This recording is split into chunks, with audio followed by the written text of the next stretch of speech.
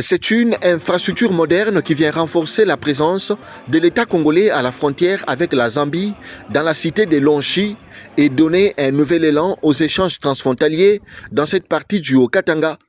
Le vice-premier ministre et ministre de l'Intérieur, Jacquemaine Chabani, entouré du gouverneur intérimaire du Haut-Katanga, Martin Kazembe Choula, du directeur général de la DGM et du secrétaire permanent de Copabelt, Laurence Mwanza, qui a conduit une forte délégation zambienne pour prendre part à cette cérémonie, a procédé ce mercredi 26 août 2026 à l'inauguration du nouveau poste frontalier de Lonchi dans les territoires de Sakania.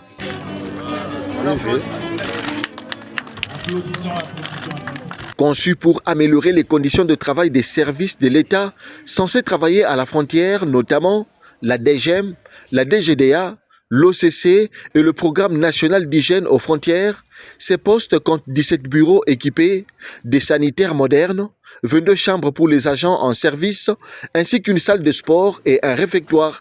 Dans ce mot des circonstances, le directeur provincial de la DGM au Katanga, Gervais Lubambire Nyamulemi, a salué les efforts du chef de l'État, Félix Antoine Tshisekedi Tshilombo, en faveur de la modernisation des infrastructures frontalières. C'est grâce à son leadership éclairé que le directeur général de la Direction générale de migration avait répondu favorablement à la requête des Sabre Mining pour la réalisation de cet ouvrage.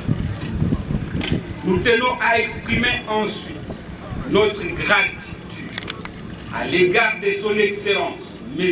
Jacquemain Chabani Luko Biango, vice-premier ministre, ministre de l'Intérieur, Sécurité, Décentralisation et Affaires coutumières, qui, malgré ses multiples charges, a accepté d'officier personnellement à cette cérémonie d'inauguration. Pour le chef des secteurs de Balamba, Don Paulin Kambwanja, cette nouvelle infrastructure vient renforcer la sécurité à la frontière et lutter contre les pratiques illicites. Avec l'ouverture de ces postes frontaliers, vous verrez que notre coin de Lonchi va se développer comme d'autres coins, par exemple Mokambo, Sakanya et Kasumbalès. Nous tenons à remercier sincèrement le président de la République, Félix Antoine Tshisekedi. Et nous tenons aussi à remercier le gouverneur intérimaire de la province du Haut-Katanga par rapport à tout ce qu'ils sont en train de faire. Situé sur un axe stratégique entre la RDC et la Zambie, le poste frontalier de Lonchi va à coup sûr faciliter la circulation des personnes et de leurs biens. Reka ngusuze cyane wo ukunda kandi ukurikira ibiganiro bya The Quick Times News. Aha ni muri Repubulika Iharanira Demokarasi ya Kongo mu ntara ya Haut-Katanga, aho Vice Premier Ministre Jacquemain Chabani Luko Biango yafunguye poste nshya ya Lonchi ku mupaka wa Repubulika Iharanira Demokarasi ya Kongo na Zambia. Sakania ni muri aka gace naho rero uyi post iri, ndetse navuga ngo ni ibintu byiza cyane. Guverinoma ya Repubulika Iharanira Demokarasi ya Kongo yashyize imbaraga mu kuvugurura no kunoza imikorere y'ibikorwa byo ku mipaka, aho minisitiri wungirije wa minisitiri w'intebe akaba na minisitiri w'ubutegetsi bw'igihugu, umutekano, igereza ry'ubuyobozi abaturage n'ibikorwa by'ubwironde bw'abaturage, Jacquemain Chabani Luko Biango yafunguye ku mugaragaro poste nshya kandi igezweho ya Lonchi iherereye muri teritwari ya Sakania mu ntara ya Haut-Katanga. Navuga ngo ni poste y'ibiro bishya bya Gasutamo. Murabizi Gasutamo zo ku mipaka nyine, cyangwa se cyo mu Cyongereza bita custom.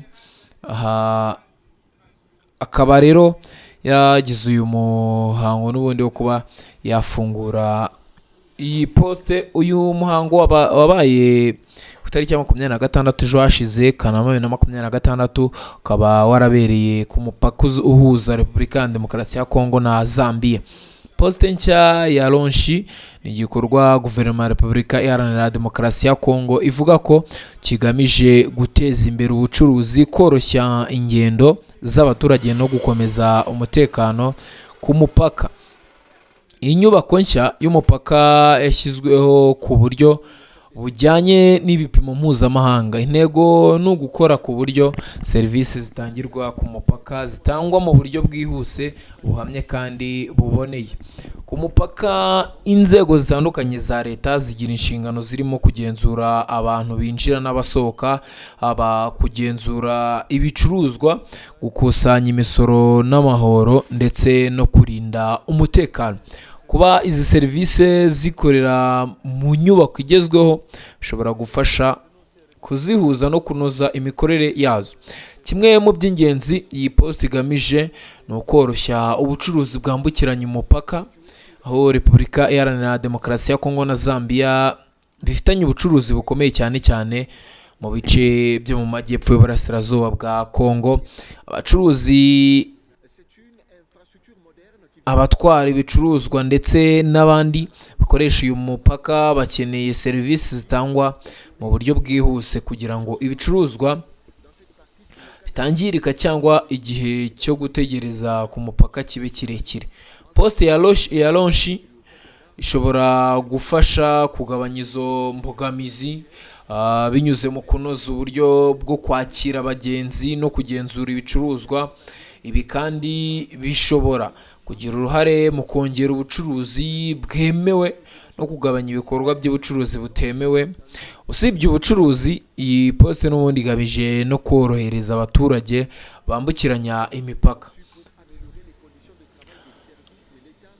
Abaturage bo mu duce twegereye umupaka bakunze kwambukiranya kubera ubucuruzi, akazi, serivisi z'ubuzima, imiryango cyangwa izindi mpamvu. Iyo inzira zo ku mupaka zikorwa nabi, abaturage bashobora kumara igihe kinini bategereje cyangwa bagahura n'imbogamizi zitandukanye. Inyubako nshya n'imikorere ivuguruye biteganijwe ko bizafasha mu gutuma serivisi z'abagenzi zitangwa neza kandi mu buryo butekanye. Ikindi kintu cy'ingenzi cy'iyi poste ni umutekano. Imipaka ni ahantu hakomeye ku bijyanye n'umutekano w'igihugu kuko ariho abantu n'ibicuruzwa byinjirira cyangwa bisohokera. Poste igezweho ishobora gufasha inzego z'umutekano gukora igenzura rinoze no gukumira ibikorwa binyuranyije n'amategeko, harimo kurwanya ubucuruzi bwa magendu, kwambutsa abantu mu buryo butemewe, ubucuruzi bw'ibicuruzwa bitemewe ndetse n'ibindi byaha bishobora gukorerwa ku mipaka. Ku bw'ibyo rero Guverinoma ya Repubulika ya Demokarasi ya Kongo ibona kuvugurura ibikorwa remezo byo ku mipaka nk'imwe mu nzira zo kongera umutekano w'igihugu.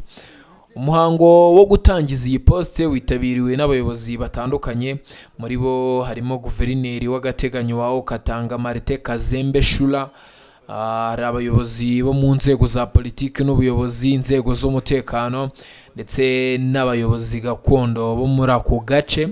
Kuba rero izi nzego zitandukanye zari zihari bigaragaza ko poste ya launch ifatwa nk'igikorwa gifite akamaro mu mikorere y'ubuyobozi n'umutekano ku mupaka.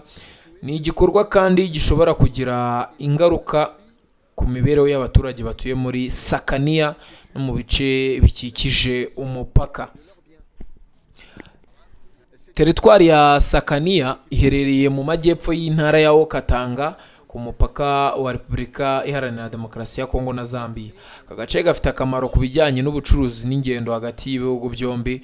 Kuba iyi poste rero ya custom bayishyira hano bituma ivugururwa ryayo byarafashwe nk'igikorwa gishobora kugira uruhare mu guteza imbere ubukungu bw'akarere. Iyo imipaka ikora neza, of course ibintu byose bigenda neza, ubucuruzi bushobora kwiyongera, abacuruzi bakabona serivisi zihuse ndetse n'igihugu kikabona amahirwe menshi yo gukusanya imisoro n'amahoro mu buryo bwemewe n'amategeko. Imwe mu mbogamizi zishobora kubaho ni ku mupaka ni ubucuruzi bukorwa mu buryo butemewe. Iyo igenzura ridakorwa neza cyangwa ibikorwa remezo bidahagije, bishobora gutuma bamwe bashaka kunyura mu nzira zitemewe kugira ngo birinda imisoro cyangwa igenzura.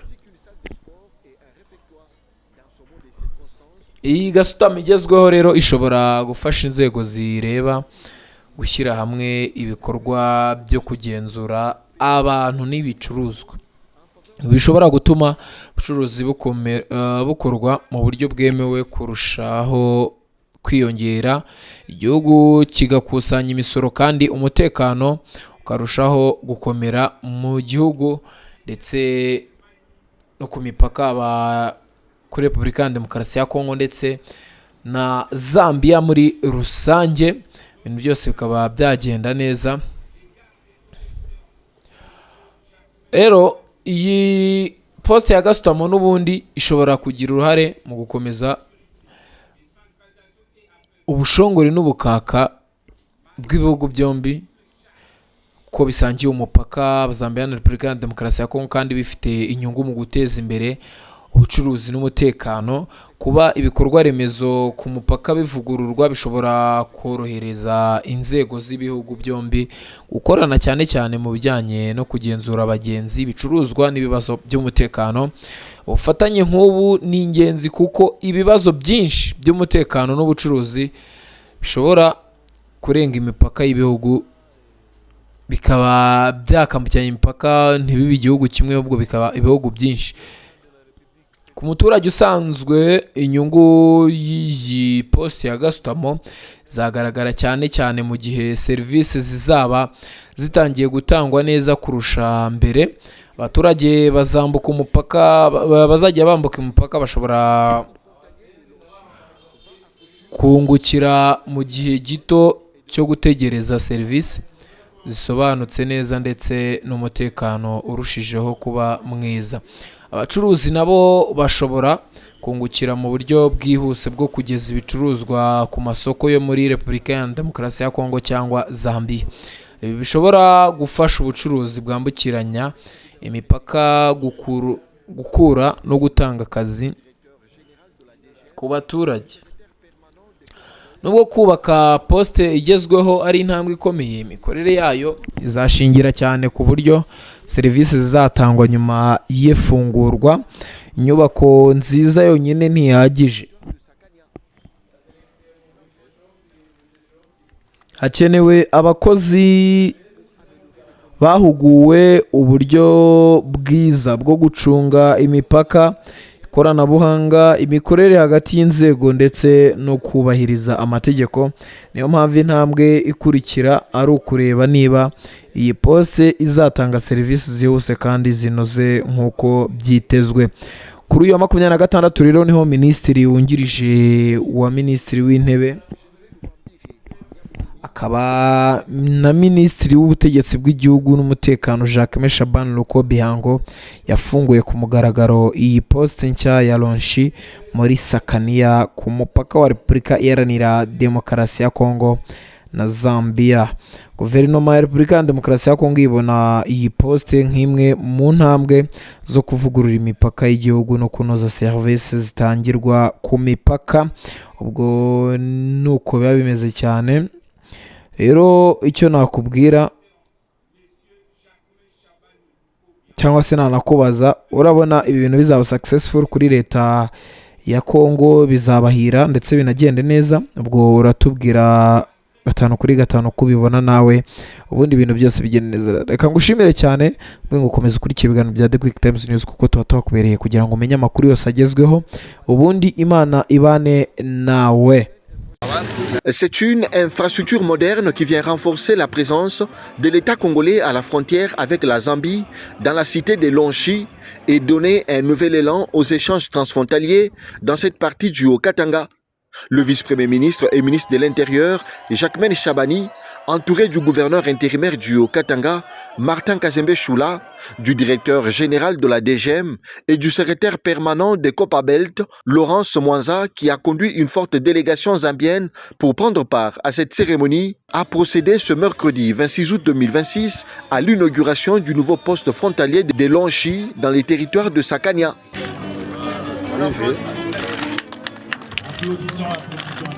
Conçu pour améliorer les conditions de travail des services de l'État censés travailler à la frontière, notamment la DGM, la DGDA, l'OCC et le Programme national d'hygiène aux frontières, ces postes comptent 17 bureaux équipés, des sanitaires modernes, 22 chambres pour les agents en service, ainsi qu'une salle de sport et un réfectoire. Dans ce mot des circonstances, le directeur provincial de la DGM au Katanga, Gervais Lubambire Nyamulemi, a salué les efforts du chef de l'État, Félix-Antoine Tshisekedi Tshilombo, en faveur de la modernisation des infrastructures frontalières. C'est grâce à son leadership éclairé que le directeur général de la Direction générale de migration avait répondu favorablement à la requête des Sabre Mining pour la réalisation de cet ouvrage. Nous tenons à exprimer ensuite notre gratitude à l'égard de son Excellence, M. Jacquemain Chabani Luko Biango, vice-premier ministre, ministre de l'Intérieur, Sécurité, Décentralisation et Affaires coutumières, qui, malgré ses multiples charges, a accepté d'officier personnellement à cette cérémonie d'inauguration. Pour le chef des secteurs de Balamba, Don Paulin Kambouanja, cette nouvelle infrastructure vient renforcer la sécurité à la frontière et lutter contre les pratiques illicites. Avec l'ouverture de ces postes frontaliers, vous verrez que notre coin de Lonchi va se développer comme d'autres coins, par exemple Mokambo, Sakanya et Kasumbalès. Nous tenons à remercier sincèrement le président de la République, Félix-Antoine Tshisekedi. Et nous tenons aussi à remercier le gouverneur intérimaire de la province du Haut-Katanga par rapport à tout ce qu'ils sont en train de faire. Situé sur un axe stratégique entre la RDC et la Zambie, le poste frontalier de Lonchi va à coup sûr faciliter la circulation des personnes et de leurs biens.